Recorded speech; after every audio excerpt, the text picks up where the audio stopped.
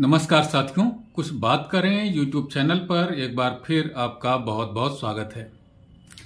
सदैव ये बात उठती है कि द्रौपदी अपने पांचों पतियों को, पांचों पांडवों को कैसे समान रूप से संतुष्ट रखती थीं, कैसे समान रूप से प्रसन्न रखती थीं। तो इसका बहुत सुंदर वर्णन महाभारत के द्वितीय खंड में जो वन पर्व है उसके अंतर्गत आने वाले द्रौपदी सत्यभामा संवाद पर्व में दिया गया है।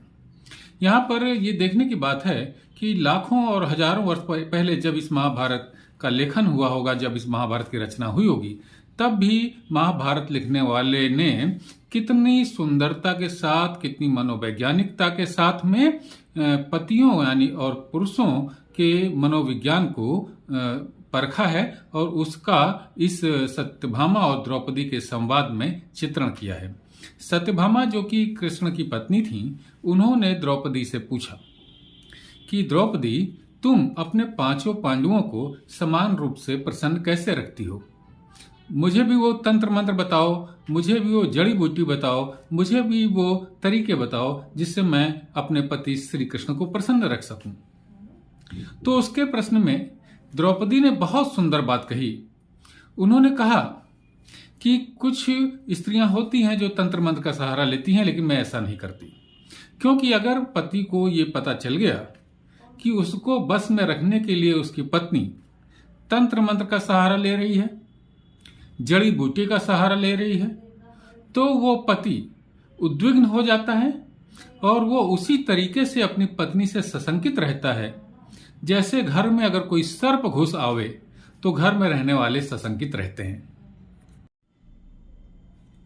आगे भी द्रौपदी कहती हैं कि जो व्यक्ति अपने घर में घुस करके सशंकित रहेगा, उद्विग्न रहेगा, वो अशांत रहेगा और अशांत व्यक्ति को कभी भी प्रसन्नता नहीं प्राप्त हो सकती।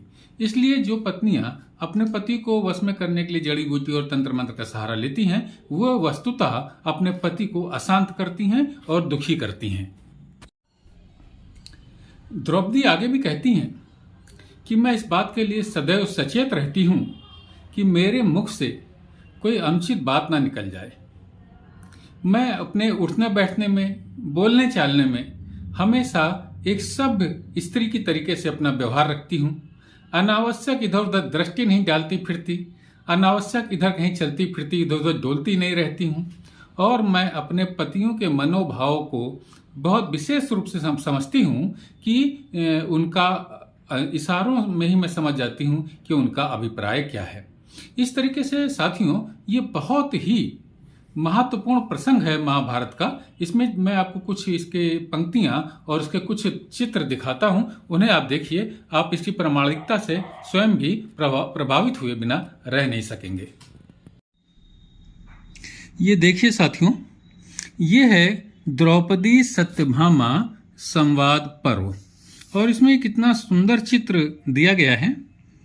ये देखिए, कृष्ण भगवान जो हैं वो पांडवों के साथ वार्ता कर रहे हैं और अलग बैठी हुई सत्यभामा और द्रौपदी संवाद कर रही हैं। ये भी एक देखिए चित्र दिया हुआ है ये महाभारत का। अब इसमें ये देखिए, ये द्रौपदी आगे भी कहती हैं सत्यभामा से, मैं कोई ऐसी बात मुंह से नहीं निकालती जिससे किसी का तिरस्कार होता हो। यानी कि सिर्फ पतियों की ही बात नहीं कर रही हैं कि मैं पतियों का तिरस्कार नहीं करती, वो सबके लिए कह रही हैं कि मैं कोई ऐसी बात मुंह से नहीं निकालती जिससे किसी का तिरस्कार होता हो। दुष्ट स्त्रियों के संपर्क से सदा दूर रहती हूँ, आलस्य को कभी पास नहीं आने देती तथा सदा पतियों के अनुकूल बर्ताव करती हूँ। तो देखा साथियों आपने, और ये जो है प्रसंग सत्यभामा का, जो कृष्ण की पत्नी है, और द्रौपदी, इनका प्रसंग का ये बहुत ही लंबा प्रकरण है महाभारत में। इसमें सिर्फ यही नहीं कि द्रौपदी अपने पतियों की पिछलग्गू बन करके उनकी सेवा करती रहती हैं, बल्कि एक आधुनिक स्त्रियों में भी जो गुणों की अपेक्षा की जाती है वो यहाँ पर है कि द्रौपदी सत्यभामा से कहती हैं कि जब युधिष्ठिर राजा थे, अभी तो वनवास में हैं, जब वो राजा थे तो उनके अंतःपुर में सैकड़ों स्त्रियां हुआ करती थीं और सैकड़ों कार्य होते थे। उन सभी कार्यों को मैं स्वयं देखती थी।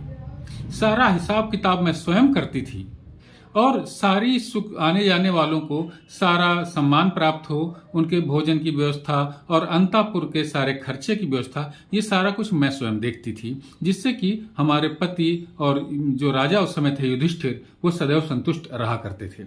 इसलिए यह प्रकरण साथियों महाभारत का जो है उसमें पुरुषों की मानसिकता को बहुत ही अच्छी तरीके से दर्शाया गया है कि वो अपनी पत्नियों से क्या चाहते हैं और पत्नियां उसको किस तरीके से ग्रहण करें। मैं यहाँ ये नहीं कहता कि पतियों के स्त्रियों के प्रति, पत्नियों के प्रति जो कर्तव्य हैं उनकी अवहेलना इसमें की गई है। पूरे महाभारत में जगह जगह पांडव अपनी पत्नी द्रौपदी के प्रति कैसे लगाव का को दर्शाते हैं, ये भी इसमें बहुत अच्छी तरीके से दिया गया है। लेकिन यहाँ पर चूंकि द्रौपदी और सत्यभामा के संवाद की चर्चा हो रही है, वो मैं दिखा रहा हूँ। इस प्रकरण को बहुत आवश्यक है कि पढ़ा जाए। बहुत ही अद्भुत बातें इसमें लिखी गई हैं और द्रौपदी को कहीं पर भी ऐसा नहीं इसमें चित्रित किया गया है कि वो पुरातन पंथी नारी हैं। वो आज की आधुनिक नारियों के समकक्ष हैं और उनके बराबर खड़ी हुई हैं। तो साथियों, आज की चर्चा में बस इतना ही। कल किसी और मुद्दे पर आपसे बात करूंगा। तब तक के लिए जय हिंद, वंदे मातरम।